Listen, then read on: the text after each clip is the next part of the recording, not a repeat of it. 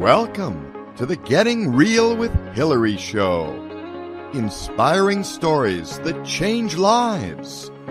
Where ordinary heroes tell their extraordinary stories of how they have triumphed over unexpected challenges.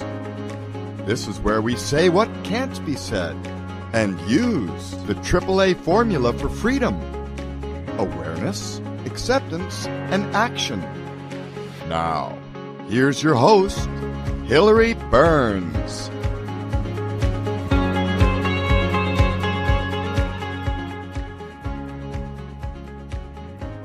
Hi, welcome back. This is Hillary Burns, and today I am here with Neal Abramson, an ex-convict, an author, and a motivational speaker. So I can't wait for Neal to tell his story about how, he overcame what happened in his youth, and now he's a fully functioning, wonderful grown-up who's contributing to society and helping other people. So welcome, Neal. It's so great to have you here. Thank you. Thank you, Hillary. Exciting to be here. Yeah.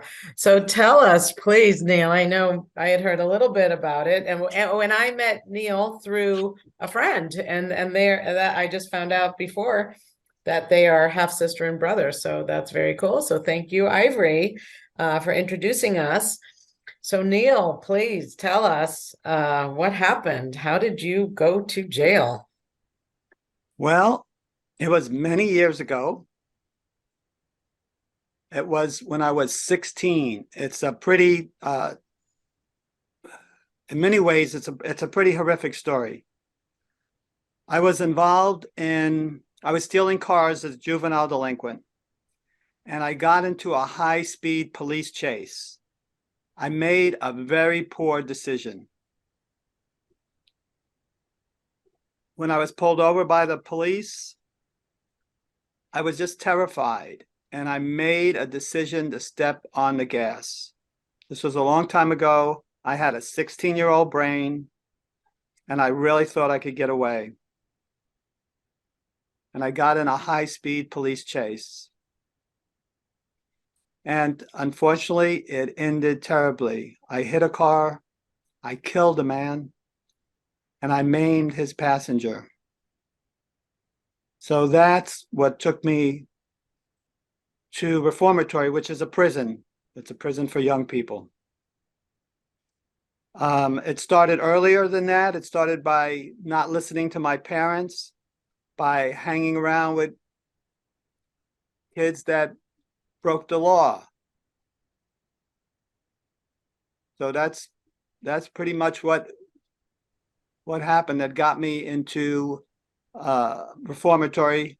I was sentenced originally to 4 years. It was reduced to 3 years, only because I had never committed a violent crime. And my dad wrote a letter to the judge asking for leniency, and I believe the judge granted that or took that up.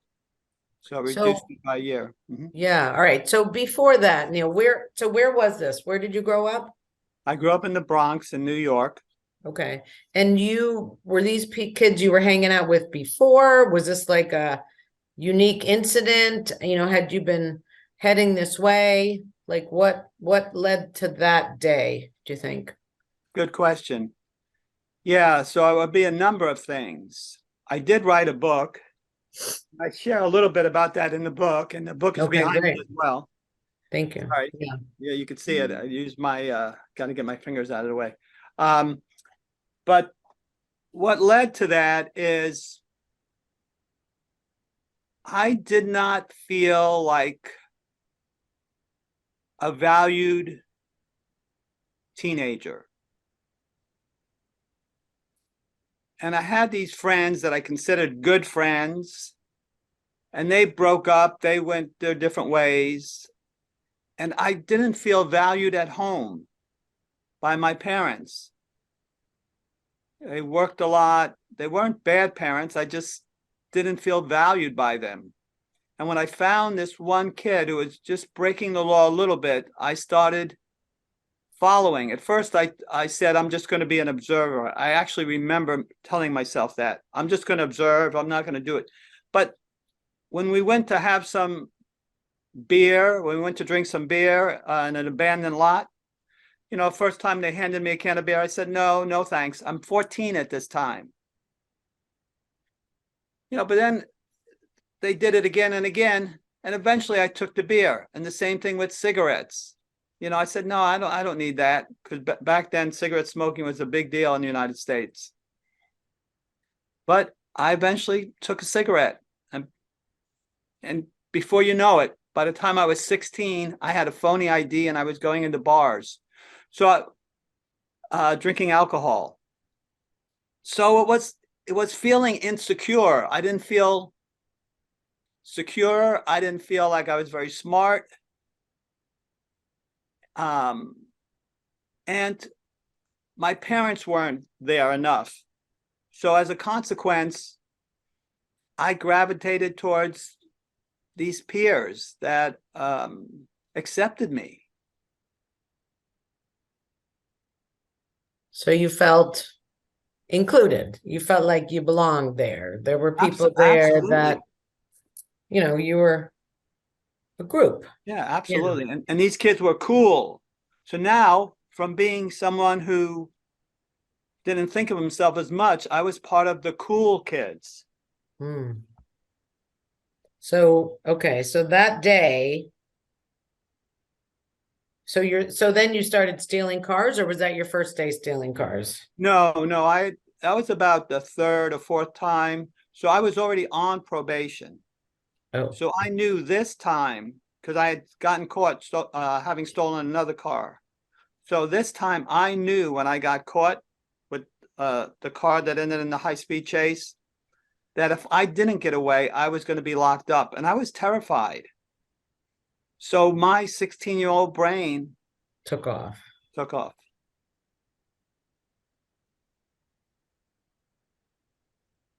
Wow.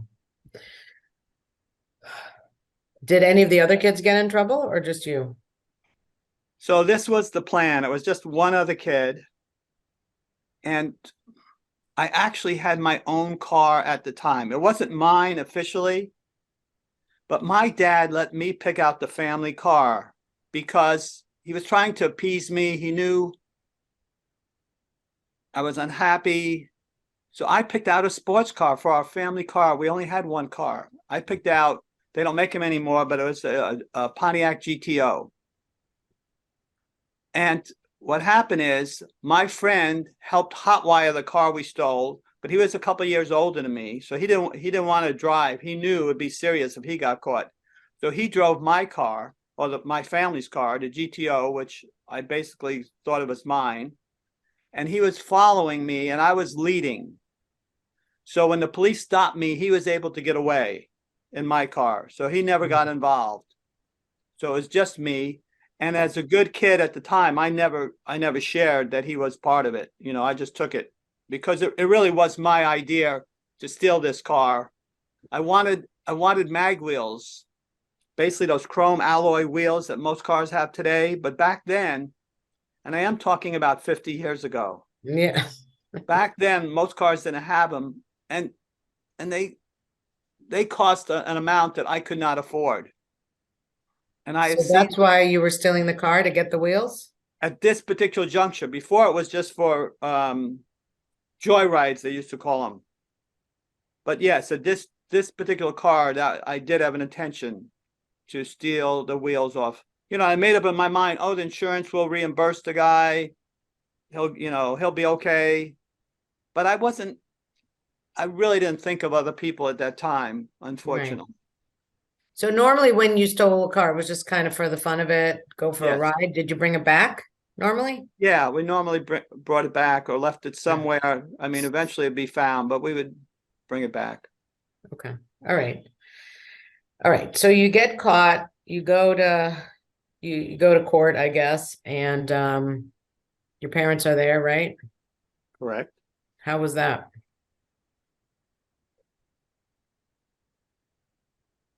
Well, I have both my parents have died, but my mother came from a small town in Nebraska. I mean, she was the word mortified. She just could not believe this happened to her son. She came from a conventional family, decent upbringing, immigrant family, but she was mortified. The one good thing that came from it was initially I was ordered to see a psychologist. And my parents at that time, they wouldn't have dreamed of sending anyone to see a psychologist. They felt like you had to be mentally crazy. Crazy, right? Yeah. So in a sense that was a very good thing. It started me on the journey of self-awareness. Slowly, Right. but it did start me on it. So if you had been over 18, would it have been longer than 4 years? Absolutely. Okay. They did try me as an adult, but yes, absolutely. That was a fairly light sentence. Okay. So, all right. So they sentence you, you go off to this reform place. Where was that? Where was the reform? So it's a reformatory, and originally I was sentenced to Elmira. This is upstate New York. Okay. And when my father wrote the letter to the judge, and when the judge reduced the sentence, I was able to go to a reformatory in New York City, whereas where I live, the Bronx is a borough in New York. Mm-hmm. And that was Rikers Island. Right now it's fairly notorious. Back then, at least in the reformatory, it was still, I don't know if you could call any prison a decent place, but it wasn't as notorious as it is today. But it was still a terrible place. Any prison is a terrible place to be. So it was in Rikers Island. Were you just with kids, like your own age kids? Right. That's the idea of being in a reformatory. Now, because overcrowded, they did send me to Ossining. If some people know that, they used to be called Sing Sing for a short period of time. And actually, Ossining Correctional Facility was better. So that was in upstate New York. It was actually better than Rikers because people were more mature. So yes, I was with kids who were, I think 17 was as old as you could be at the reformatory. And what had they done? What kind of things?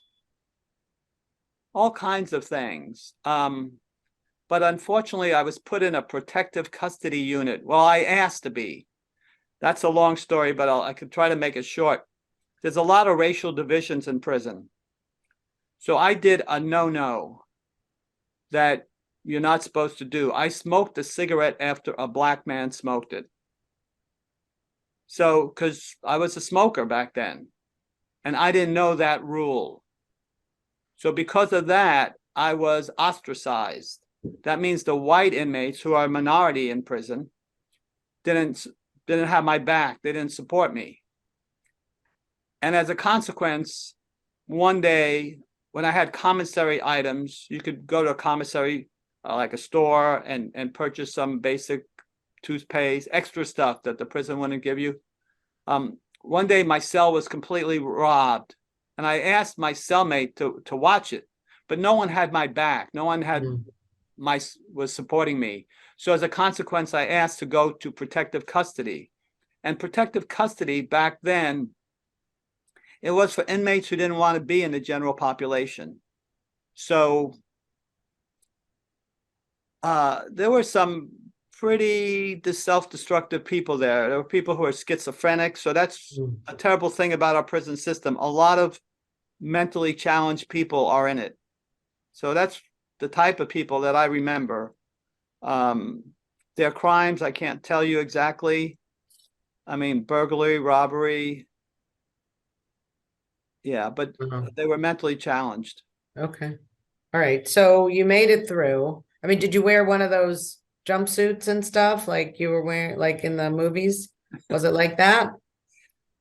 I remember all our outfit. I think they've changed it to green at Rikers, is what I just found out. But it was all gray. Everything was gray. But no, it wasn't a jumpsuit. Like in the orange jumpsuit. That's how I'm seeing you. Wasn't a all jumpsuit. fit with muscles like in the movies. Yeah. Okay. So, all right. So you made it through, and after 3 years, you got out. How was that? So back then, I actually got out after 18 months. Wow. I got out on parole, but that couldn't come soon enough. So that's a year and a half. But before I got out, I made two choices. And that's what I want to emphasize here to everybody listening. Okay. The choices we make are so important. That's why, again, to plug my book, You Could Choose Your Life, that you can. And it's important we do. So I made the choice to get my GED. I had that option. I also made the choice to see a counselor. As I said at the beginning, the court had originally had me see a counselor. So I kind of had the sense of it, even though it was scary to trust an adult who you didn't know, who I was paranoid back then and thought this adult, maybe he's going to tell the prison authorities everything I would tell him. But I still took the leap because I believed I needed help.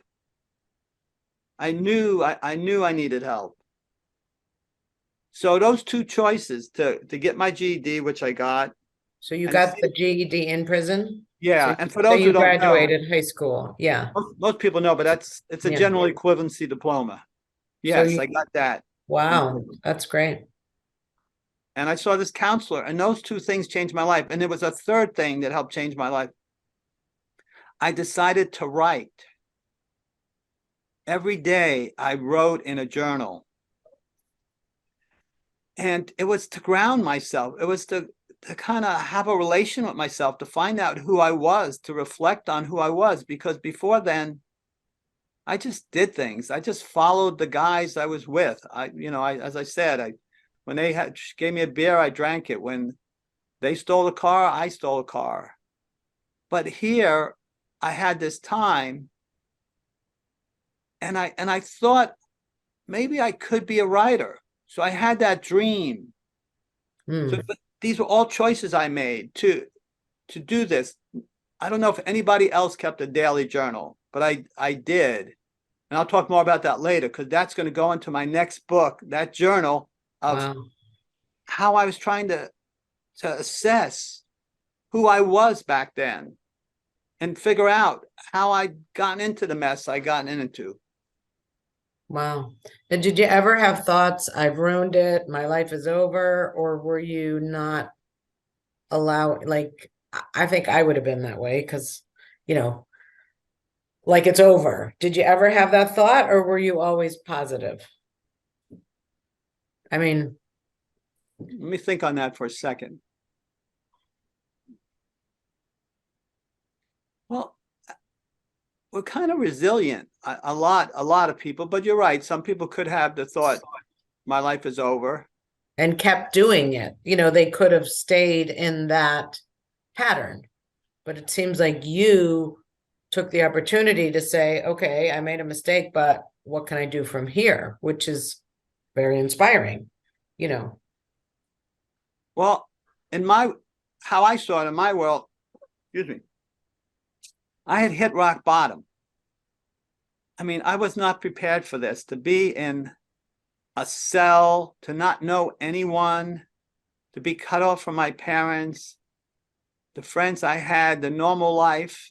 I remember when I first incarcerated, I think I cried the entire day. I mean, I was in what they called the tombs. It was 3 tiers of cell high, and bars.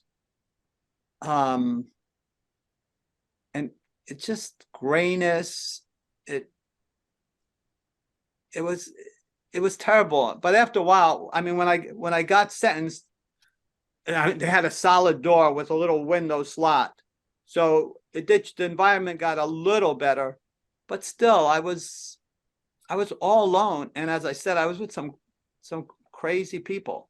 I mean, people that slit their throats and slit their wrists just to get attention. So how did you get from crying and gray to, hey, I'm going to get my GED, and I'm going to start writing? Like, how did that switch happen, do you think? Because that's important. I needed to occupy myself, and most of what we did, we played cards every day. So we didn't have jobs. We just sat in what we called the day room, and we played cards. And frankly, imagine playing cards 5-6 hours a day. No. You just the diary was something that kept me attuned to myself. As I said, I hadn't really thought of who I was. And it became like remember Tom Hanks' Castaways? Have you seen that Yeah. movie? Like, so he related to Wilson. Right. I sort of related to my diary as Wilson. Mm. My diary became this friend of mine Mm. that I didn't know, because I didn't know who I was. Wow. That's really So cool. so that helped starting to see that, wow, I was this human being Yeah. with feelings, with just, I was this whole human being. So that helped ground me. And then Yeah. seeing the counselor helped ground me too. I started seeing how actually paranoid and anxious I was through another person's eyes. Mm. And how did you do your GED? How does that work? They So give you both? they had a school there Hmm. that most people did not attend. I just remember it as kind of like a little dark couple, like some kind of abandoned room where there were a few chairs, and I don't remember much of the teaching, but they would give us some uh, examples for the GED. I mean, there had to be somebody who knew about the GED, but it was a lot of studying. They told us what to Yeah. study. So that kept me occupied too. So that took you away a little less card time, right? A little less card time, right? And I was committed to do well. And I got the Mm. highest score of anyone who'd ever taken the GED at Rikers since the place had opened. And that Wow. boosted my confidence. So all Mm. these little things, all these choices helped, they all accumulated to boost my confidence and boost my feeling that I can succeed, I can make it. Wow. And It's almost then, like go ahead. if you, yeah, it seemed like you got, as bad as it was that you had a lot of good, you learned some valuable things. I mean, and I know you can't do a what if, but what if you hadn't gone to prison? Like, I wonder, would you have learned these valuable lessons not having had that happen, Like, would you It's a have good kept, question. yeah, as bad as it was, it might have been what you needed, as terrible as it was. Well, I mean, it's all relative. I mean, what Yeah. I needed to become an educated, because now I have 3 degrees. I'm an author. I had a professional job. I semi-retired as an academic advisor. Yes, it certainly helped me. But I don't Yeah. recommend prison for. No, I'm not saying that, but now what did you do before we go into where you are now? When you got out, what did you do? Did you go to college? Did you like what happened then? Did it affect you? Did people look at you funny? Well, let me answer that. The good questions. So I was so excited to be coming home. And I was released on parole, as I said. And parole had certain conditions. One of the conditions is you can't associate with people that you got in trouble with before. And there was another special condition for me, which was that I go to college. Wow. Because I said that's what I wanted to do. And they held me to it. They held me accountable to do that. And initially, the college was a 4-year college. They accepted me as a non-matriculated student because they didn't know I could do the work. Where was that? It's a Lehman College. It was in the Bronx. It's part of the City Bronx. University of New York. Oh, okay. Wow. And I excelled because I was committed. Because one thing I didn't share that I'd like to share is I got clear that for me, learning knowledge actually Mm. was a way to freedom. Mm. So I got very clear about that.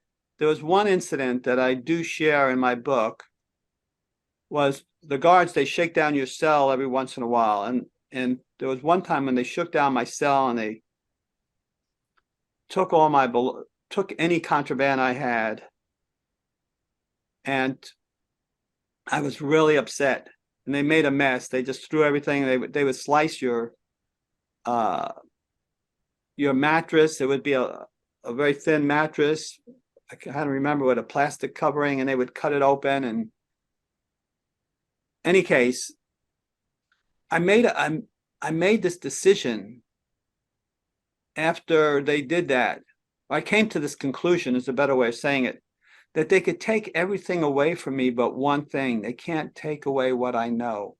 So knowledge became very important to me. Wow. So in answer to your question about sharing, and I think you want to take a break soon, but I did not share. I compartmentalized what happened. My mother, actually, she didn't even tell people what had happened to me. I think the only person she told was her sisters, but anybody outside of that group thought I was at some summer camp or some long-term camp, because she was embarrassed. And I kind of followed her suit, that it wasn't something to really talk about. Yeah, the issue for me was integrating into college and not thinking of myself as someone who couldn't succeed at college or as a ex-offender. And I was able to do that. I don't know. I think to my advantage, although I wasn't quick to make friends. That was more challenging for me, but I did eventually, and made friends with people in the college literary magazine, and that also helped me. I got to publish some of my writing. I write poetry as well, and that was another thing that made me feel more connected. Wow. Amazing, Neal. So, all right. Well, when we take a break, after our break, we're going to find out what Neal has been up to for the last, I don't know how many years, but a few years, and see what he's doing now. So thank you, Neal, for sharing that. I'm sure that's not easy to tell that story, but I appreciate your authenticity and generosity.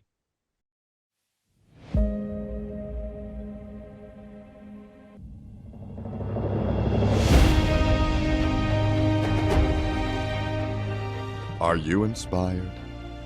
Are you living a life story you are proud to tell? Are you actively pursuing and creating the life of your dreams? If not, you really need Hillary's AAA program for freedom. Just visit gettingrealwithhillary.com and schedule time with Hillary today. All right, we're back with the second part. So you went to college, and then what? And you were writing. So you loved writing, and you decided that knowledge was your path to freedom, which is really cool. So what happened after that? So I got my bachelor's degree, which was great. It was a major accomplishment, given that I hardly had gone to high school. Right. I got my bachelor's degree, and I was the editor of a literary magazine and was getting my poetry published. So it was a real validation for me that I had something to say, that, yeah, I was a worthwhile human being, and what I had to say, people were interested in. I made a good friend at college, and that was great too. And he validated me a lot. And I looked up to him. He was one of the editors of the literary magazine, very intelligent human being. And that was great to have him in my corner. I went on to go to... Did you have brothers and sisters at that time? I had two younger sisters, and one of my sisters, as a result of what happened to me, became a social worker. Wow. And one was much younger. She's now in pharmaceuticals. Hmm. But yes, they were in the same household, but I was on my own path. Mm-hmm. Okay. Sorry. All right. So you So have your friend, you're the editor of the literary magazine. That was after college, right? no, that's during college. Oh, okay. Yeah, it's a college literary magazine. It's called Footnotes. Hmm. And I published some poetry in there. And then I went right on to get a master's degree. I went to City College, and it was a creative writing program, which was really great because I got to use my poetry as my master's thesis. Hmm. And then I found And out what was your poetry about? my poetry at that time, I was dealing with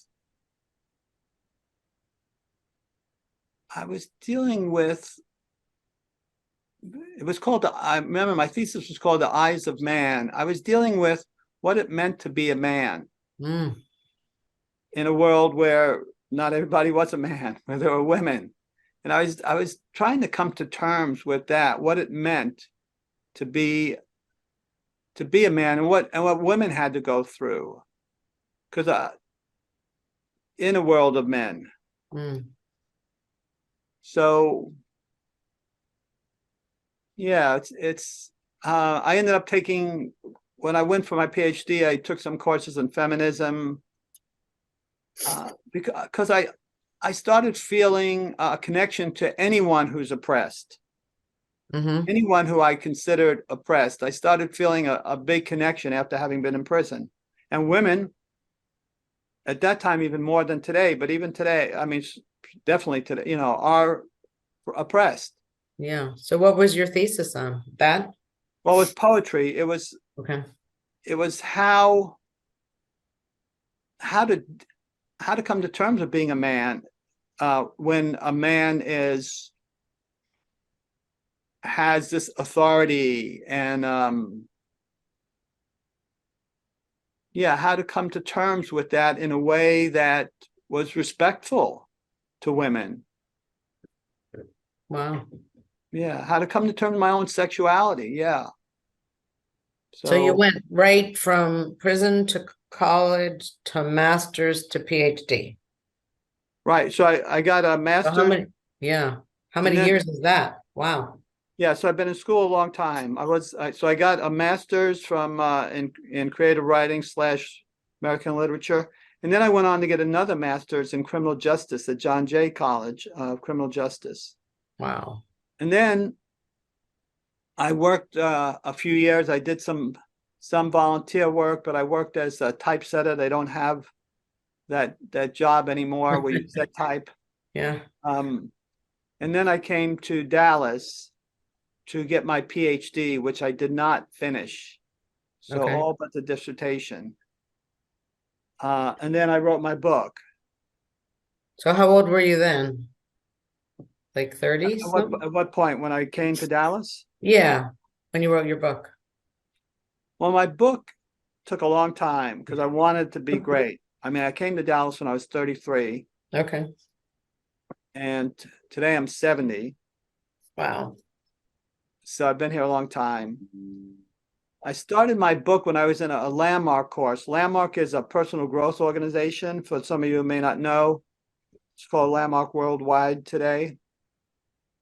And I started my book in a course called Partnership. Hmm.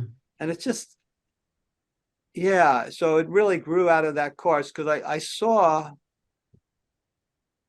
how my internal conversations were running my life. I mean, you get to see that in Landmark's initial course, and I encourage people, if you've never heard of Landmark, to at least look it up, Landmark Worldwide, because that also helped with my awareness. And that's an important part too.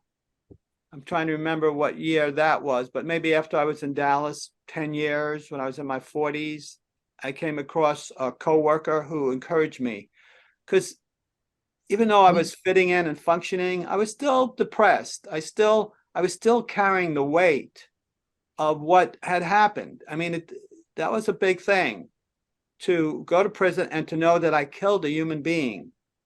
That's actually, that started weighing on me more as I became an adult. As a teenager, I didn't really get the full consequence. I didn't really get the full impact of that. But So what kind of work were you doing? I mean, did anyone ever hold that you had been to jail against you, like, or because you were younger, it wasn't on your record? Was that ever a concern? yeah, absolutely. So I had to navigate that back then, and I think there's been a ruling about called ban the box, that they ask you, have you ever been in prison, or are you do you have a felony conviction? And I would, when I tell the truth, I noticed I wouldn't get the job. So I don't like to say this, but there were times that I did not tell the truth because I needed a job. And I mean, if you get, they do fingerprinting, and I still get a little bit afraid these days. But it seems that it was so long ago, and I was actually a youthful offender. So even though my records are available, they don't expunge records in New York State. So you have them the rest of your life. That is a burden I have to, one of the many burdens I have to bear as a ex-felon. And so what kind of work were you doing when you met the fellow who introduced you to Landmark? It was a woman. Oh, a girl, the woman, like I said. Yeah, I was working at like a temp job in like Houghton Mifflin. They had they're a book company. They I'm not sure if that was I think it might have been Houghton Mifflin. They had a whole school division, and I was doing customer service. Okay. And this person saw that I was depressed. Now, I accepted what she considered depressed as my normal state. And it was hard for me to really get that I was depressed. And that's why I really encourage people, and what Hillary's show is about, awareness. Yes. Because sometimes you just can't get it on your own. Yeah. You need some outside, either a friend, Landmark, like an organization like Landmark that works on personal growth, or a therapist. So what happened when you went to the forum? Was it hard for you to go, or you just said, okay, I'll go? Yes, that was very hard. Oh, wow. Okay. Talk about hard. And of course I didn't register the first time, but it was very hard because it's almost, at that time it was live, now it's online, but it's like admitting that something's wrong. But of course, nothing has to be wrong for you to do any personal growth work, to go to Landmark or to see a therapist. But still, at that time, and maybe for a lot of people, it feels that way, like something, nothing's wrong with me. Why? I'm not going to, I don't need this. I'm not going to listen to someone, tell me their ideas about how to be a happier person. But I could almost start crying. My life transformed from doing that work. Did you share? Did you share about what happened? I absolutely did share. Yeah. And what I learned was the distinction about stories from fact. And I made up a story that I was a bad person because of what happened. And I carried that story with me for years and years and years after what happened. Even though I was able to function, get these degrees, I still had this story and hold some jobs. And in the Landmark Forum, which is the first course Landmark has for all people start in the organization, start taking courses, I got that it was a story, that there was no truth behind it. Now, it was true that I stepped on the gas pedal, hit a car, killed a man, maimed a passenger. She had to walk with crutches, I think, after that. That's all true. But what I made it mean was not true. That was just my interpretation. Mm. And I really got that. And it's still something I still, have to be aware, but I couldn't have got that on my own because I had no idea I was doing that I was Mm. making myself wrong, so to speak. And that was holding me back in a lot of areas. And actually, it was out of Landmark where I got my first full-time, it was from out of finishing the forum, the Landmark Forum, that I actually applied for a job that I didn't think I was capable of. I got my first full-time job. So I stopped temping. Wow. And it was because I had a new sense of myself. Even though I had all these accomplishments, I still thought of myself as small. And it's interesting, even that first job I got, it was a customer service job. It was at that point, J.C. Penney had a life insurance company. And I worked for them, and they were a good company. They sold it, that aspect. J.C. Penney is a retailer, if you don't know, but they own the life insurance company too. And I worked with people who didn't even go to college. And here at that time, I had 2 master's degrees. But it was because of how I thought of myself that I didn't even realize, I wasn't even aware that I still played small in life. So that was a great opportunity. And I also went back to therapy in addition, because there were still issues. Mm-hmm. So I'm a big proponent of awareness. Yeah. Being self-aware. And I believe that however much you think you're aware, you could become more aware, more self-aware. I know you shared a story of me, Hillary, about becoming more self-aware too. Yeah. And that's what I'm always trying to get more aware. When I see that I'm stuck, I use any tool I can to get free. And that's how you get aware. It's not, doesn't just happen, you gotta kind of look.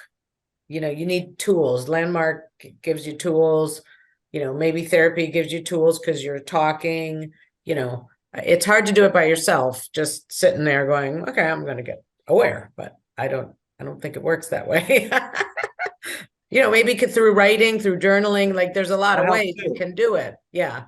Yeah. So, okay. So there you were at work, you did the partnership, you started writing your book. Then what happens? Well, the book took a long time, but it kept me focused. And I started a business, an online business. And Hillary, hopefully, What kind of business? Yeah, what kind? Basically, I thought I'd be a coach. Okay. And I'm still playing with that. I'm not sure. I only had one person that I coached, but I definitely am promoting being a speaker, and this is one of my avenues. Like now, a little bit more about me. I'm going to be reaching out more and more. I want to make a difference for other teenagers who maybe have a low self-esteem themselves or are getting in trouble themselves, knowing that they can turn their lives around. I believe we all have more choices than we think we do. And we have to be clear. We have to be aware of how we're holding ourselves back. So I started the business. Were you doing? Yeah, go ahead. No, were you doing? Did you still have your other job at this point, or? Yes. I was an academic advisor. I was an academic advisor at a community college, which is a really great job. Okay. Did that for 15 years. Wow. So that was great because I got to make a difference helping college students. And now I'm in a high school, which is, I really see myself in these high school students, the ones who don't want to learn. And I've shut down. I see myself how I was back then. But yeah, that's what I did for a lot of time, being this academic advisor. And at the same time, I started the online business. As I was about to say, it's you can look at my website. It's called youcanchooseyourlife.com, all spelled out. Okay. And Yeah, and I created some workbooks, and Hillary mentioned this maybe towards the end, but I'll show you. It's not a good picture, but it's And we can see it. conversations to change your life. And if you go to this web page, you can sign up and get the free workbook. It's called HTTPS or www.youcanchooseyourlife, all spelled out, .com. You can choose your life.com, and then / get real, all one word. Just GETREAL. Yeah. And then you'll see You a can page. chooseyourlife.com / get real to go get that workbook and start looking at your own life and seeing where you might not be aware, like Neal and me and the rest of the world. So, okay. So you started your business and you started a coaching business while you were working as the academic advisor. Right. And then what? Well, I'm on my second book. I'm working on my second book. So I published this book. You could chooseyourlife.com. I'd love for you to get it. It's on Amazon. I put a lot into this book. And actually, let me just read a little piece if I can, just a little piece towards the end, because I do thank Landmark, and I end it like this. This is my acknowledgement page. Lastly, I thank the people in the wisdom area of Landmark Worldwide. It was from completing the wisdom curriculum, that's a program inside Landmark, that I got the opportunity to create a promise from which I live my life today. That promise is that and we gave it a year back then, by 2042, we are all living in a world where all life is honored, respected, safe, and free. Imagine if that were the world we were living in today. It could be. All we need to do is roll up our sleeves and get to work. Are you ready? Still moves me. Yeah. So today I'm on the second book. I have unearthed the diary that I wrote when I was 16. I want to give that boy, my former self, a voice. I want people to know what it was like being in prison. Actually, I was 17 when I was convicted, even though the accident happened when I was 16. So this new book I'm working on, the tentative title is Before, Inside, and After Being Incarcerated at Rikers. So just a look, it's a combination of a memoir and also an argument for the need for prison reform. Even though I succeeded, so to speak, had the correction officers been trained in a way to be kinder and more compassionate, I'm sure I would not have gone through a lot of the hardship that I haven't shared with everyone yet, or which I just haven't shared. But I think there's a big need for prison reform. So I'm gonna work on that now. I'm in another Landmark program in the communication area, called Team Management and Leadership Program, because it's not over. My self-awareness is not done. And yes, these are challenging. Some of these are challenging programs, but I encourage people to keep becoming more self-aware, because until you are, you really can't accept who you are, because you don't fully know who you're accepting. And then until you are fully aware and accept your life, you can't really choose your life, because to choose your life, you really have to be responsible for it. And you have to be responsible for the things you've done that you're ashamed of, as well as the things you've done that you're proud of. So Neal, if you could looking out 5 years, 10 years, what would you hope your mark on the world would be? I love that question.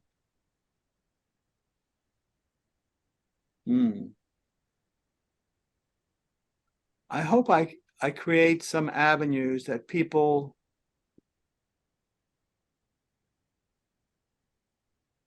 one is that people will see they can make different choices, that life is not a linear path, that they can have lives they love, and that the prison system becomes a more malleable, more compassionate, and kinder. Yeah, I would say that's it. Thank you. Wow. Well, thank you, Neal. This has been great. So what a story. Really. Thank you. Thank you. So, okay. So Neal, you can chooseyourlife.com/get real. You can get his workbook and start becoming aware yourself. You can get his book. You can choose your life on Amazon, right? Look under Neal Abramson, ABR. I just used my initials there. Okay. Okay. NG Abramson, ABRAMSON, in case you're listening on the podcast. And what was the other thing, Neal? Conversations to Change Your Life is the workbook. Right. And what would you like to, we still have a couple minutes, what would you like to leave people with? What do you think your biggest life lesson was? And, you've turned your life around, obviously. What would you say to someone who might feel like, they're they've ruined it or there's no hope? What could you say to them? Wow, that actually gets me a little teary. Because there's always hope that you are worth it, that you have stuff to contribute, that we need you. We need you to make the difference that only you can make.